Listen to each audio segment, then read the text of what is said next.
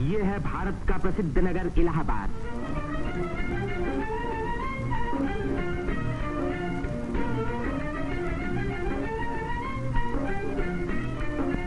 यहीं पहल उत्तर प्रदेश में एक विश्वविद्यालय की स्थापना हुई। इसी वजह से ये नगर उत्तर प्रदेश की शिक्षा और सभ्यता का केंद्र माना जाता है।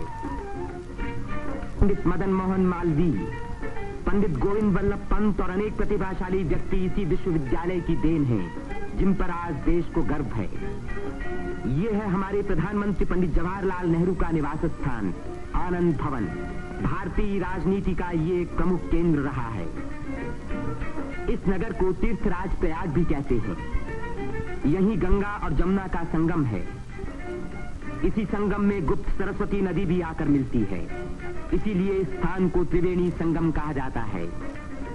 त्रिवेणी बहुत पुराने जमाने से भारत का एक पवित्र स्थान माना जाता है।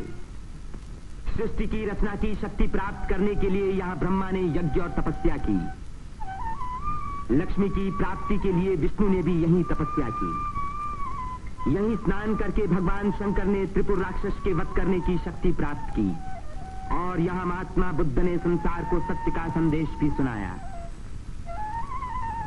समुद्र मंथन के बाद जयंत के अमृत का घड़ा लेकर जाते समय एक अमृत कण छलक कर यहाँ गिरा और तभी से इस स्थान पर कुंभ मेले का महान पर्व आरंभ हुआ। इस वर्ष भारत का सबसे बड़ा कुंभ मेला इसी स्थान पर हुआ।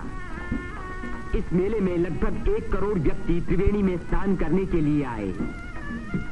सदियों की गुलामी के बाद स्वतंत्र भारत का ये पहला कुंभ मेला था। त्रिवेणी में स्नान करके तन, मन और आत्मा को शुद्ध करने के लिए ही यात्रियां आते हैं।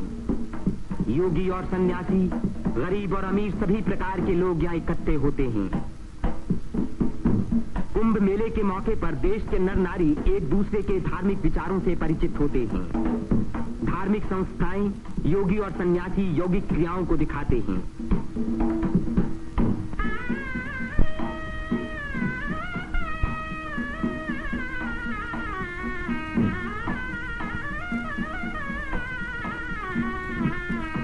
धार्मिक विचारों पर तर्क वितर्क होते हैं और देश के गौरवपूर्ण प्राचीन रहस्यों का उद्घाटन होता है।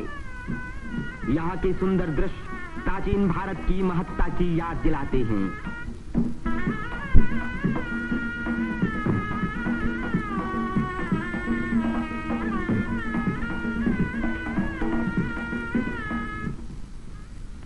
मेले के धार्मिक रूप के अलावा उसके दूसरे दृश्यों में सुंदरता और स्वतंत्रता का रंग चमक रहा था। रंग बिरंगी चूड़ियां, देवी देवताओं की मनमोहिनी मूर्तियां,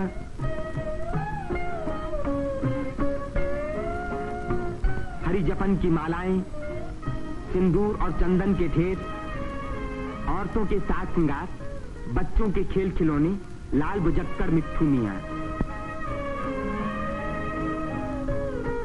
तीर्थ यात्रियों की सुविधा और सुरक्षा के लिए और स्वतंत्र भारत के इस महान पर्व को सफल बनाने के लिए उत्तर प्रदेश सरकार ने अपनी ओर से कोई कसर उठा न रखी। मेला शुरू होने के कई महीने पहले से ही सरकार की ओर से तैयारियां शुरू हो गई थीं। उबड़ खाबड़ जमीन को समतल बनाने के लिए बुलडोजर जैसी बड़ी बड़ी मशीनों से जमीन की सतह ठीक की गई।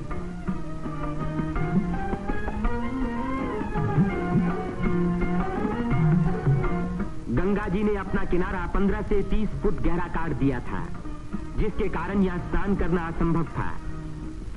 बुलडोजरों ने इन किनारों को सपाट बनाया, जिससे तीर्थ यात्री यहाँ सकुशल स्नान कर सके। जिस काम को 1000 आदमी 3 महीने में खत्म नहीं कर सकते थे, उसी को 6 बुलडोजरों ने 15 दिन में पूरा कर दिखाया।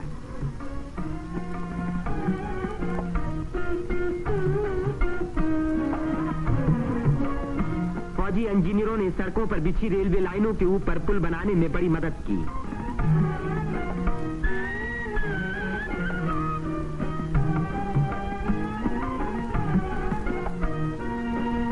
इससे रेलों के आने जाने के समय भीड़ सड़कों पर कभी न रुकी, बल्कि लगातार त्रिवेणी की ओर बढ़ती रही।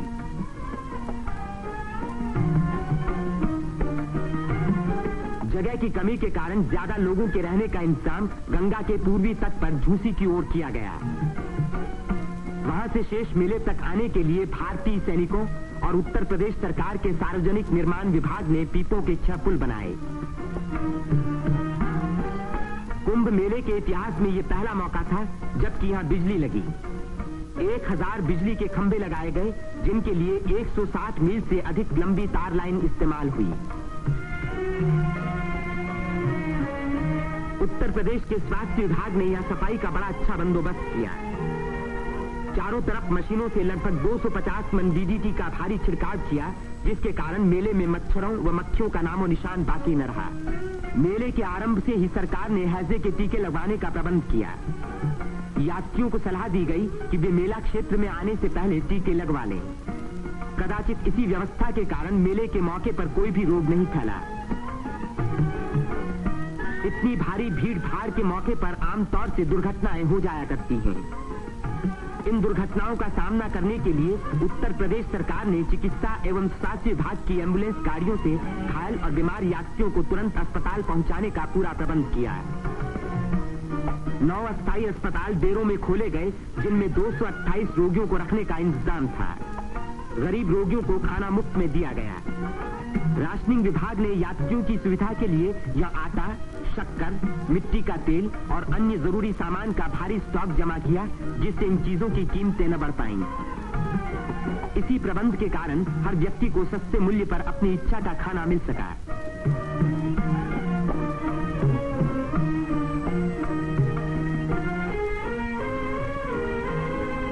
सेवा समिति, अग्रवाल समिति और भारत स्काउट्स एंड गाइड्स जैसी स्वयंसेवक संस्थाओं ने यात्रियों के मार्ग निर्देशन, उनकी सुरक्षा और घायलों का प्राथमिक उपचार किया।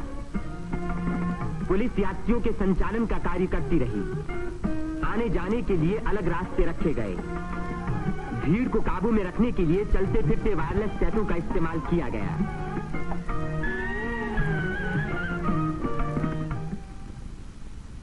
भूले भटके लोगों को खोज निकालने और उनको उनके घर वालों तक पहुंचाने का खास इंतजाम किया गया।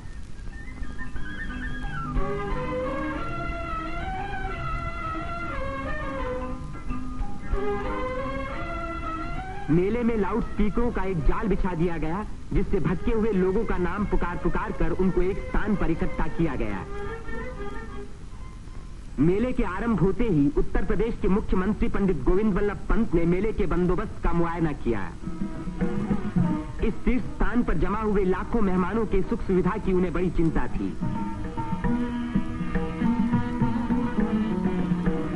उन्होंने नाव पर सवार होकर घाटों का निरीक्षण किया।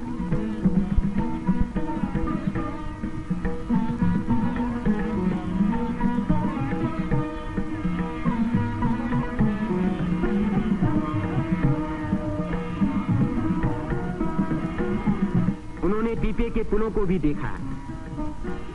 ये अखाड़ा जो ऐसे ही एक पुल को पार कर रहा है, पुल की मजबूती का सबूत है।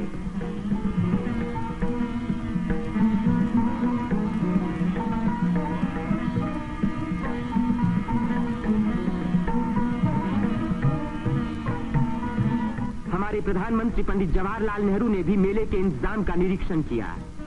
वे सड़कों पर घूमे और पुलों पर भी गए।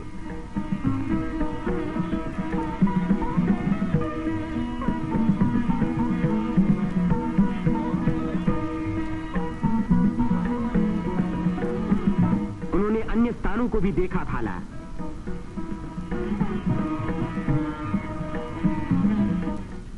भारत के अन्य लाखों व्यक्तियों की भांति हमारे राष्ट्रपति श्री राजेंद्र प्रसाद ने भी त्रिवेणी में स्नान किया। इस दिन अपार जन समूह यहां इकट्ठा था।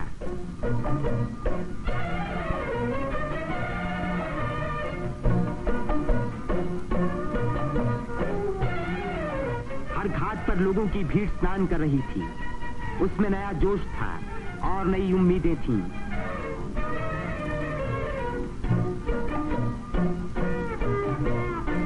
ये दृश्य जाहिर कर रहा था कि इस भीड़ की महान रचनात्मक शक्ति के कारण देश का भविष्य उज्जवल है।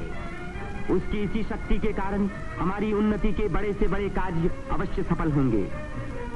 जिस स्थान पर मनुष्य और देवताओं ने यज्ञ किए और भविष्य का संकल्प किया, उसी स्थान पर इन नर नारियों ने आज भारत को फिर से बलवान और सुखी बनाने की प्रतिज्ञा की और भारत की स्वतंत्रता को अमर रखने के लिए अपने शरीर में एक नए प्राण को जन्म दिया।